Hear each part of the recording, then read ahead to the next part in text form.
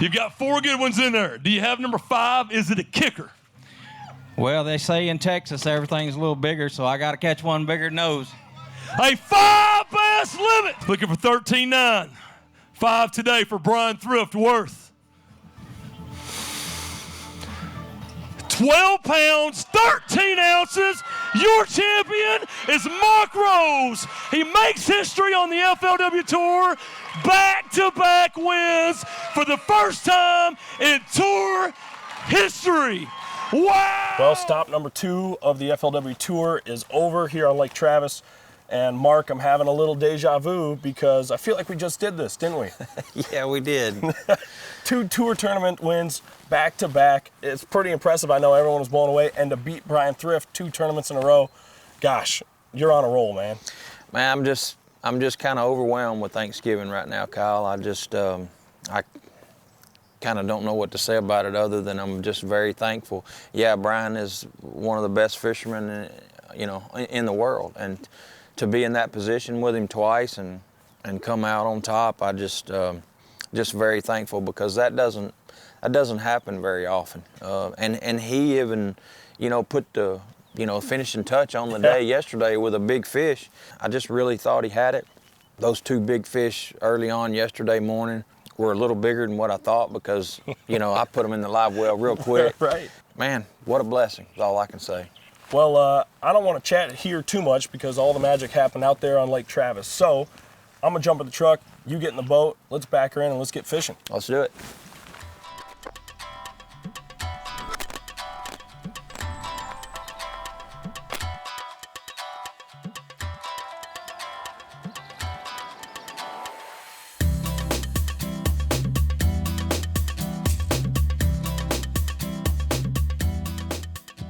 Okay, Mark, we got the boat in the water.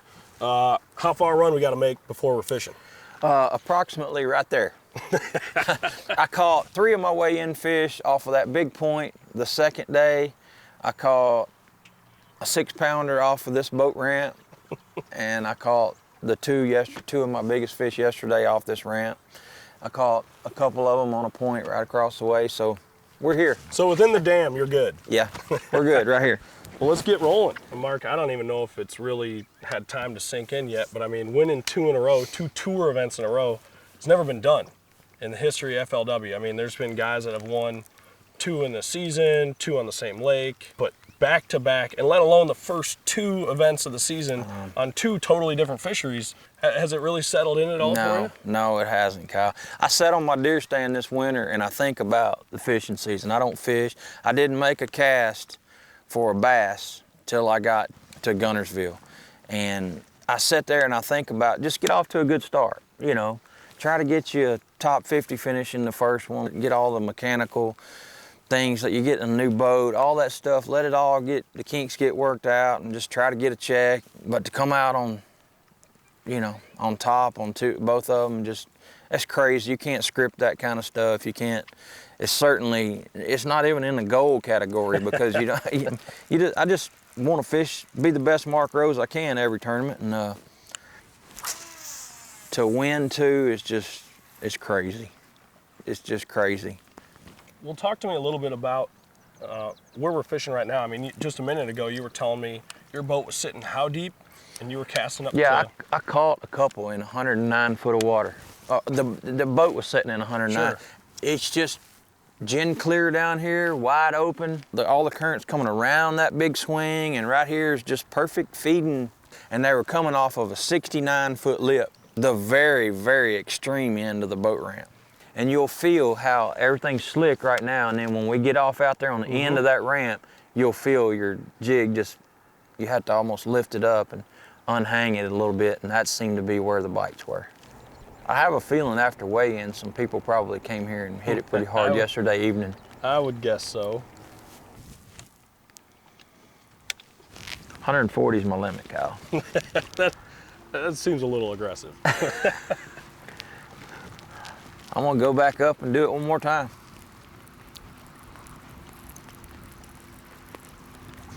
Now you gotta reel in all that line. And you know why a lot of fish aren't caught in 100 foot of water on a lot of lakes is because we don't fish in 100 foot of water in a lot of lakes, really. There's there could be fish living down there. We'll get right about here and we'll make another long cast. You get on the right side and I'll get on the left.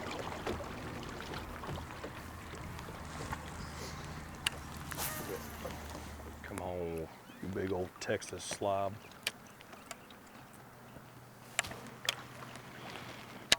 Don't be talking bad about these fish, Kyle. I'm trying to protect them right now. I'm taking up for them. They've been good to me. I've been staring at people catch. I had to watch Thrift catch that big one yesterday, and seen some other good fish caught during the week, but I just had to stare at them through a camera lens, so I'm a little jumpy, that's all. It's your first FLW win outside of the Tennessee Valley. I mean, you know, we knew that you're a more versatile angler than a lot of people peg you for, and even sometimes we would write about. But I feel like this victory kind of really showcases, you know, just what Mark Rose can do. Yeah, I thought I was gonna get out of that bubble 2 years ago in the state of Texas On Rayburn. at Sam Rayburn, but old Thrifty, he put a Your dagger arch right through the nemesis. old heart. Right, went out and catches a big sack the last day, and I fumbled. But yeah, I know exactly what you're saying. You know, I hear all the ledge master stuff and all that kind of stuff, and you know, I'm thankful for it. But I am proud. Guntersville, I was really proud to win one, even though it was on the Tennessee River. I was glad to win one shallow. Yeah. And this one being a shallow, deep combination outside of the TVA, yeah, I'm very thankful. I mean, it's kind of a ledge, but gosh, that's a big. You're like the ultimate ledge master now. You got anything from like 20 foot to 120 foot covered. Yeah. No fish is safe from Mark Rose now. Yeah, whatever. Well, Mark, you know, obviously the swim bait, football jig played a role, but tell me, you know, about the setups you ran on both of these this week. Well, like on this spot in the mornings, well, I'll back up. The first day I went up the river and I cranked. That didn't work, and I came here and I stopped on that point right there and put a Strike King green pumpkin 8-inch bullworm on just a big Magnum shaky head. Threw it out there, caught a 4-pounder. Day 2, I start there, catch a couple on the bullworm and the football jig. And the football jig that I've been throwing is a 3/4 and 1 ounce Strike King tour grade structure jig. I mean a football jig. Green pumpkin, that was one of them that I was throwing. It's pretty beat up. This is it's just a hand-tied old living rubber that I threw. The Rage Crawl was what I threw 100% of the time. Both of the things I did deep, or 3 things: bullworm, the football jig, and a swim bait. The swim bait was a 6-inch paddle tail, and it's on the Strike King squadron head. This head has got a 60-degree line tie on it, and it just makes that bait swim just perfect. You can put your favorite paddle tail on there. You can put the Strike King Shadowlicious. There's so many different paddle tails. Whichever one you choose, this head right here, this squadron head, is the one that I like the most. 6-inch paddle tail is what I threw. That was my deep arsenal. I threw it on I threw this on 17-pound Seaguar and VizX. The football jigs were on 15-pound Tatsu. These Lew's, you can see this ledge on the Lew's custom lineup. I switched to Lew's rods this year, and I designed this ledge series. It's got a solid handle. It's got the cork grip right here where you're gripping, and then it's fused into a foam. The rod looks cool, but not only does it look cool, it's the best ledge fishing rod that I've ever put in my hand. And when I was flipping docks, I threw this ledge jig worm rod. It's perfect for Texas rigging big worms out on the Tennessee River and all that, but it also is the rod that I flip docks with. It's a 7.2 heavy, and it's just perfect for flipping docks as well. Flipping the docks, I threw a Strike King Rage Bug, Blue Crawl, 5/16 ounce weight, 20-pound Seaguar and VizX, and a 4/0 Mustad KVD grip pin, extra wide gap hook. That was my arsenal. Pretty straightforward. Yeah. We'll do this one more time, then we can go right over here to the point. We might Might catch something over there. I like There's it. some small ones living on it. When you asked me, you know, what it felt like, and I said I'm kind of overwhelmed with Thanksgiving. It hasn't always been, you know, my first 6 years of my career, I was awful thankful for that check that came in for my wife's teaching salary, and we got by on it. We really, and you know, I survived, and I would always have 1 or 2 big finishes, but I had a lot of low finishes early on in my career, sleeping in the back of my pickup truck, transmissions going out on the highway at 2 o'clock in the morning, coming home, couldn't get home sometimes because something would go wrong, didn't have the money, just all that kind of stuff. So to go through the last 3 weeks, it's almost a sense of looking back and just looking up and saying thank you, because it's been a long long way to get there. Let's go over and try this spot. Doesn't look like this one's gonna happen, so. This is the last big point before you get to the dam. It's the last current break coming around. And I thought they would be on the back side, but there's not as sharp a break over there. It's more flat. This side is like a hard wall, and this seems to be where the fish are. They're right pushing up against this little side of it. I idled the whole thing, and there's no doubt all the activity was right here. So the hardest part of all that, it's kind of soft and some wood and all that.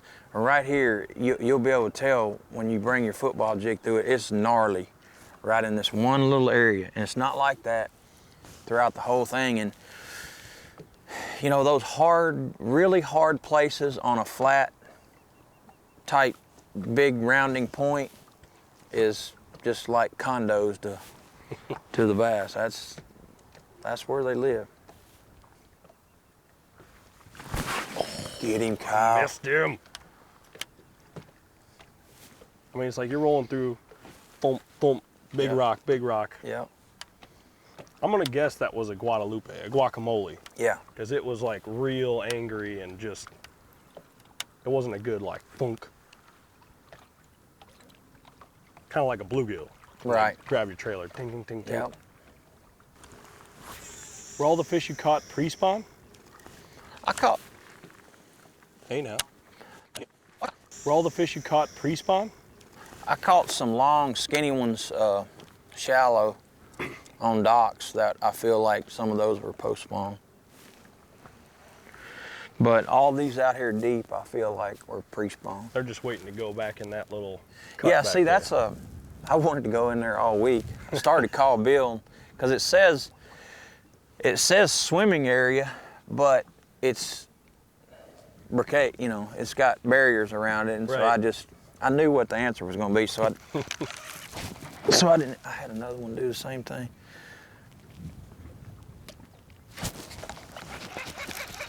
Oh. Dang guacamoles.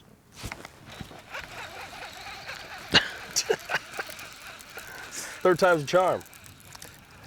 Oh, yeah. There's you a Texas guacamole bass. And that looks exactly, let's see if he's 12 inches. This looks exactly like the one that I had in my live well that I culled. Look at that, 12, see that? 12 inches. And I bet he doesn't weigh, well, let's see what he weighs. 13 ounces. That fish, and the one I caught was even skinnier than that I had in my live well. So that's, I'm gonna say mine was 12 ounces.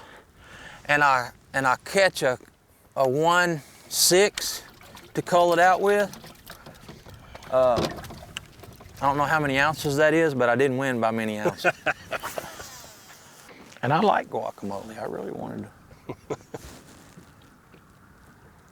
give the Texas folks a guacamole fish, but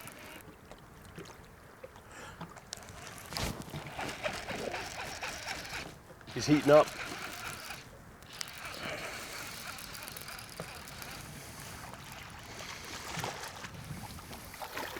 man, that's a big guacamole. That is a good one.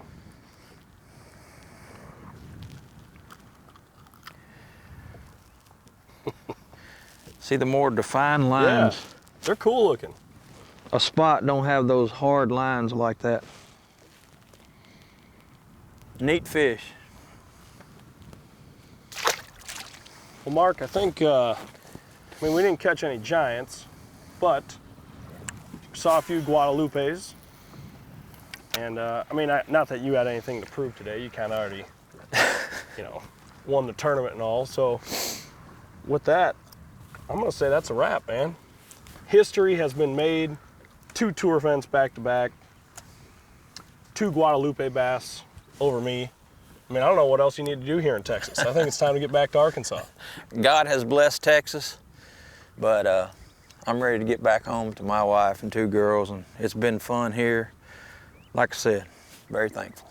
Well, thanks for coming back out here, and we'll see you in a few weeks at Harris Chain. Sounds good. Thank you, you, Kyle. sir.